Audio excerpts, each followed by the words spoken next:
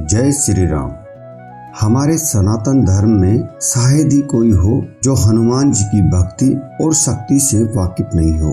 भगवान शिव के 11वें अवतार श्री हनुमान जी सबसे बलवान और बुद्धिमान माने जाते हैं। उन्हें अष्ट सिद्धियां और 9 निधियां प्राप्त है। वे 8 चिरंजीवियों में से एक हैं जिन्होंने प्रभु श्री राम की भक्ति में ऐसा कीर्तिमान स्थापित किया कि आज तक कोई किसी के लिए नहीं कर पाया। उन्होंने भक्ति और भगवान के बीच की दूरी को समाप्त कर संदेश दिया कि भक्ति में शक्ति हो तो अपने आराध्य को पाया जा सकता है। इसीलिए जहाँ पर भी हनुमान जी का वास हो तो भक्ति तो होगी ही। अगर आपको भी हनुमान जी की भक्ति का प्रत्यक्ष प्रभाव देखना हो तो जुड़े रहिए वाइब्रेंट जर्नी के इस स्पेशल एपिसोड के साथ। तो चलिए शुरू करते हैं।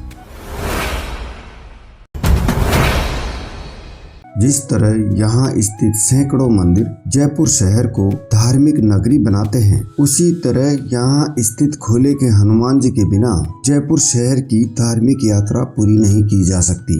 यह मंदिर जयपुर दिल्ली राजमार्ग संख्या 8 पर स्थित लक्ष्मण डोंगरी की खोल में स्थित है। अरावली की पहाड़ियों की खोल में स्थित होने के कारण ही इस मंदिर का नाम खोले के हनुमान जी पड़ा।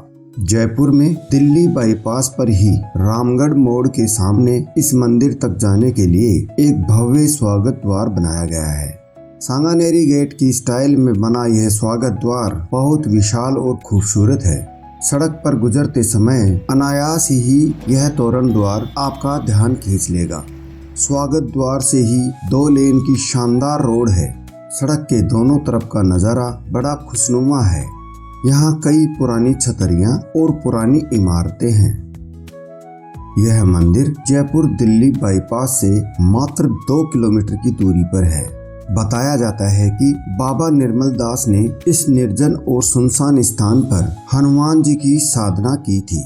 इसीलिए इस क्षेत्र को नरवर दास जी की खोल भी कहा जाता है। 60 के दशक से पूर्व यह एक निर्जन व सुनसान स्थान था जो कि चारों ओर से पहाड़ों और जंगलों से घिरा था। फिर पंडित राधेलाल जी चौबे को सबसे पहले 1961 में इस स्थान के बारे में पता चला। उन्होंने देखा कि यहाँ एक हनुमान जी की बड़ी मूर्ति है जो कि लेटी हुई अवस्था में है। साधारणतया किसी भी हिंदू मंदिर में हनुमान जी की कोई भी प्रतिमा लेटी हुई अवस्था में नहीं होती।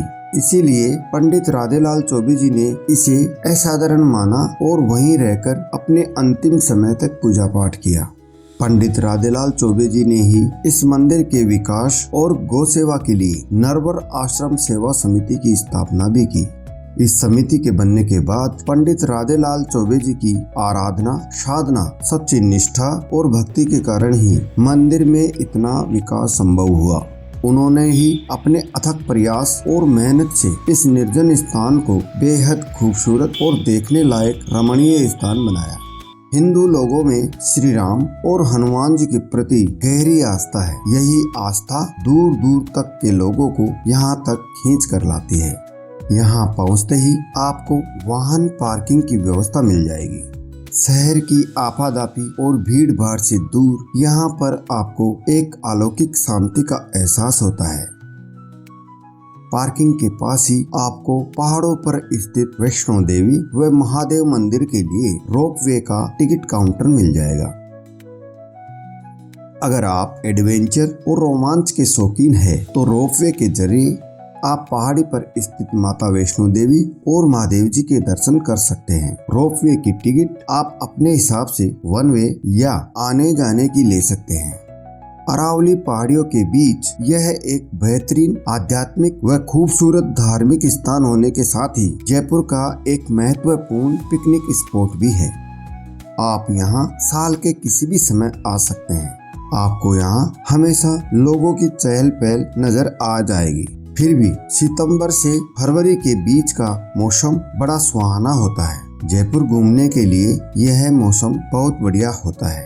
यहाँ का नज़ारा बेहद खूबसूरत है। पार्किंग स्थल से श्रद्धालुओं के दर्शनार्थ जाने के लिए एक यात्री पदमार्ग भी बनाया गया है।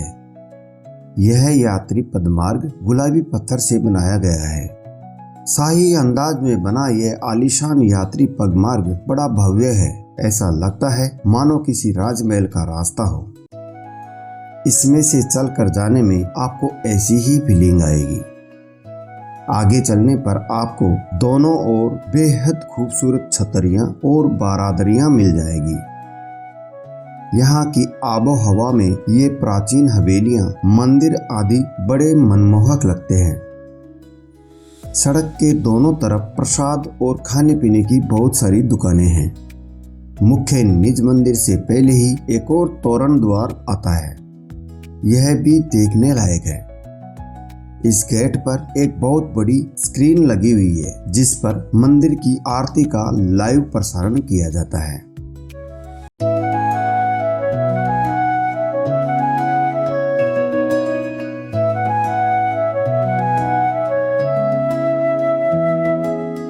मुख्य निज मंदिर दुर्ग शैली में बना हुआ है, जो कि 3 मंजिला भवन है। मंदिर के बाहर का नजारा बहुत मनमोहक है। मंदिर में प्रवेश करते ही आपको सामने शिव मंदिर मिलेगा, जहां पूरा शिव परिवार विराजमान है।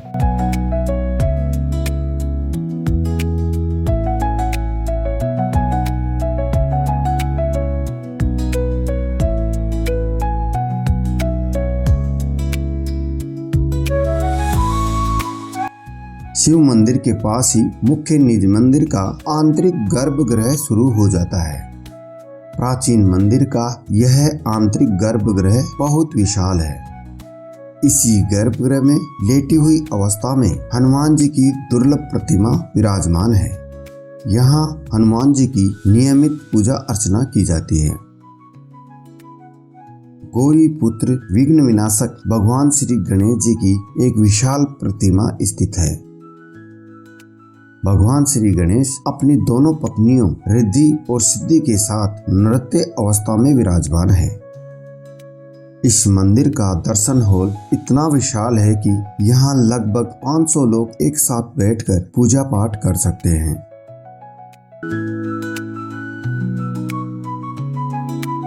यहाँ नियमित रामायण, सुंदरकांड और हनुमान चालीसा के पाठ चलते रहते हैं। यहाँ बहुत सारी धार्मिक पुस्तकों का निशुल्क पुस्तक भंडार भी मौजूद है। कोई भी श्रद्धालु अपनी मर्जी से कोई भी पुस्तक पढ़कर पाठ कर सकता है।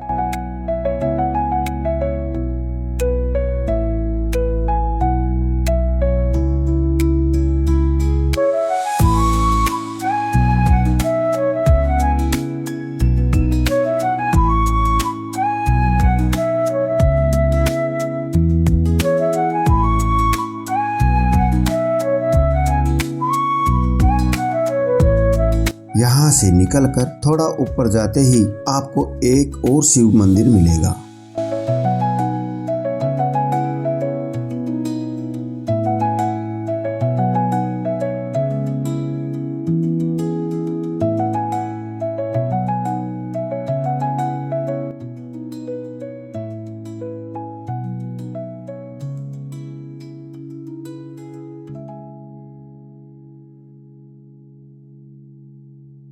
इसके बगल में ही भगवान गणेश की एक विशाल मूर्ति स्थापित है।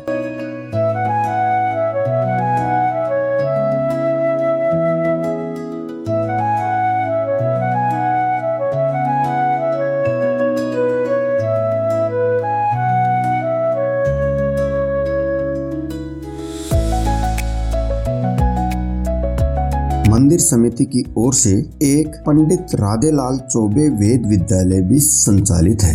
यहाँ बहुत सारे विद्यार्थी वेद, पुराण और धर्म ग्रंथों की वैदिक पद्धति से शिक्षा ग्रहण करते हैं। भवन की दूसरी मंजिल पर श्री सियाराम जी और श्री राधेश्वर महादेव विराजमान है। श्री राम दरबार के ये विग्रह आदमकद है। देखने में ये विग्रह इतने सुंदर है कि बस देखते ही रह जाएं। यहाँ भगवान राम माता जानकी के साथ अपने दोनों भाइयों लक्ष्मण व शत्रुघ्न के साथ विराजमान है। सिया राम जी के चरणों में हनुमान जी विराजमान है।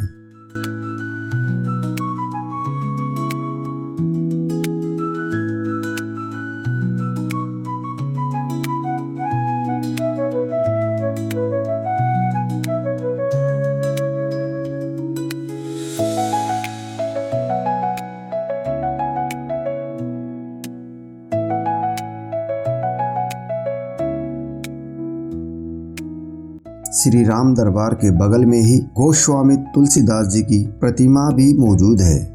सनातन धर्म में गोस्वामी तुलसीदास जी का बड़ा योगदान है। हम में से ज्यादातर लोग इनके द्वारा रचित रामचरितमानस को पढ़कर ही पुरुषोत्तम प्रभु श्री राम के चरित्र को जान पाए। मंदिर के बाहर दोनों तरफ उनके द्वारा रचित कुछ दोहे अंकित है।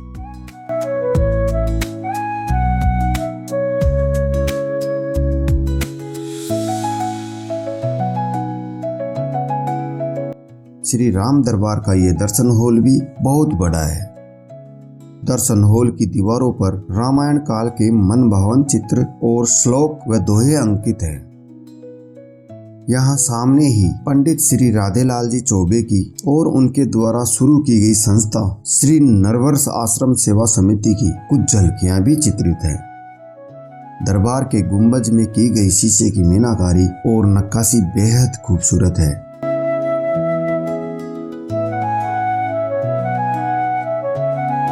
भक्ति और आस्था से लबालब भरे इस मंदिर परिसर में आपको दिव्य अनुभव होगा। आपका रोम रोम खुशियों से भर जाएगा। मन करेगा कि बस राम भक्ति में झूमते जाएं, झूमते जाएं।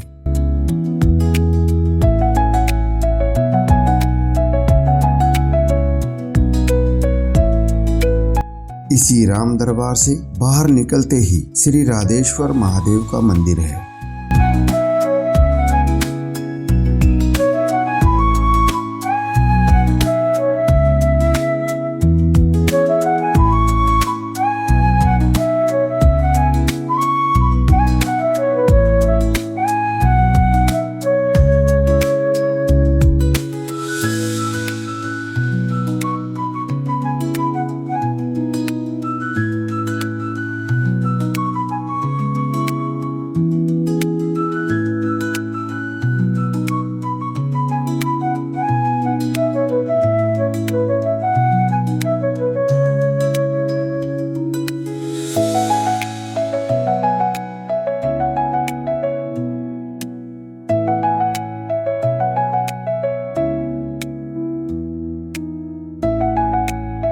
इस मंदिर में आपको 12 ज्योतिर्लिंग के दर्शन करने को मिल जाएंगे।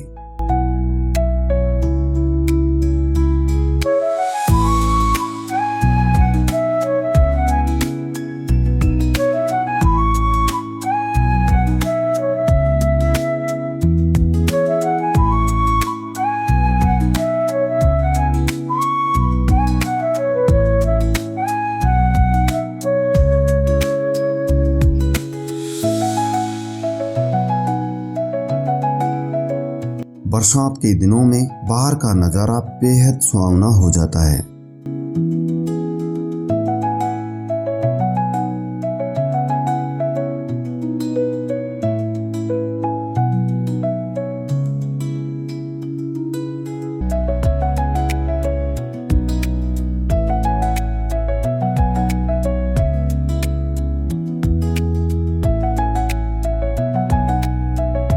यह वेद माता गायत्री का मंदिर है।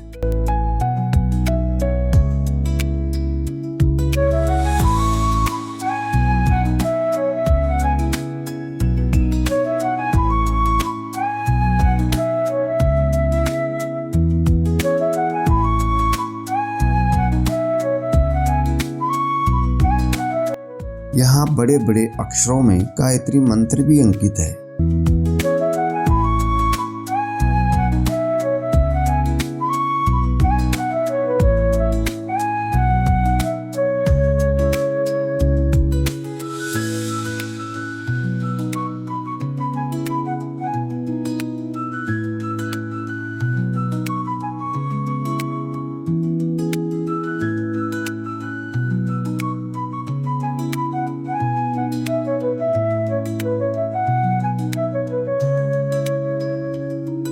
इससे नीचे उतरने पर आपको श्री अन्नपूर्णा हॉल नजर आएगा, जहां श्रद्धालु गोठ, स्वामणी आदि प्रीतिभोज का आयोजन कर सकते हैं।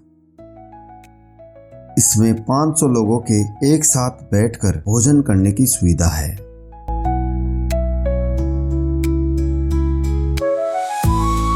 श्री अन्नपूर्णा होटल से नीचे उतरते ही गौशाला आ जाती है, जहां आप गायों को हरा चारा, गुड़ आदि खिलाकर गौ सेवा कर सकते हैं।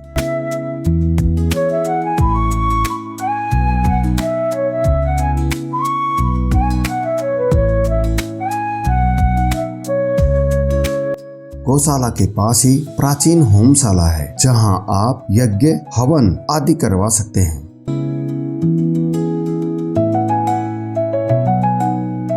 होमशाला से ही आप मुख्य निज मंदिर में वापस आ सकते हैं।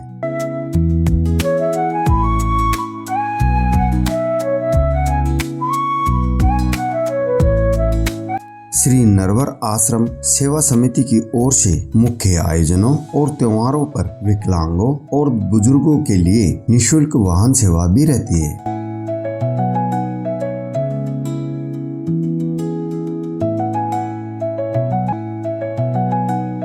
मंदिर के बगल में ही एक भव्य व आलीशान धर्मशाला का निर्माण भी किया गया है।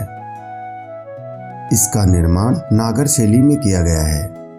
यहाँ पंडित राधेलाल चौबे जी की समाधि भी बनी हुई है। श्री खोले के हनुमान मंदिर परिसर में कुल 9 शिव परिवार विराजमान हैं और इसके साथ ही बहुत सारे देवी देवताओं के मंदिर हैं। ऐसा लगता है मानो यहाँ के कण कण में भगवान हो। वैसे तो यहाँ हर समय श्रद्धालुओं की चहल पहल दिख जाएगी, परंतु मंगलवार, शनिवार, गुरु पूर्णिमा, हनुमान जयंती, रामनवमी, विजयदशमी, दीपावली, गोवर्धन, अन्नकूट, कृष्णा अष्टमी, महाशिवरात्रि एवं नवरात्रों में यह चहल पहल अचानक श्रद्धालुओं की भीड़ में तब्दील हो जाती है। अपनी मनोकामना पूरी होने पर यहाँ श्रद्धालु गोठ, स्वामणी अथवा भंडारे का आयोजन करते रहते हैं। चैत्र मास की पूर्णिमा को हनुमान जयंती पर बहुत बड़ा कार्यक्रम किया जाता है। हनुमान जयंती को बड़ी धूमधाम से मनाया जाता है। इस दिन मंदिर को विशेष रूप से सजाया जाता है और विशिष्ट पूजा पाठ करके भजन संध्या का आयोजन किया जाता है, जिसमें रामायण पाठ, सुंदरकांड व हनुमान चालीसा के पाठ होते हैं। इस दिन भक्तों की भीड़ उमड़ती है। मंदिर में सुबह 5 बजे से रात्रि 10 बजे तक आप दर्शन कर सकते हैं। सुबह 5:15 बजे और रात्रि 8 बजे आरती की जाती है। राजधानी जयपुर के निकट होने के कारण आप किसी भी शहर से किसी भी यातायात मार्ग द्वारा जयपुर पहुंचकर इस मंदिर को विजिट कर सकते हैं। इसी के साथ वाइब्रेंट जर्नी की टीम को दी अनुमति। हम फिर मिलेंगे ऐसे ही किसी और देवधाम पर। तब तक के लिए जय श्री राम।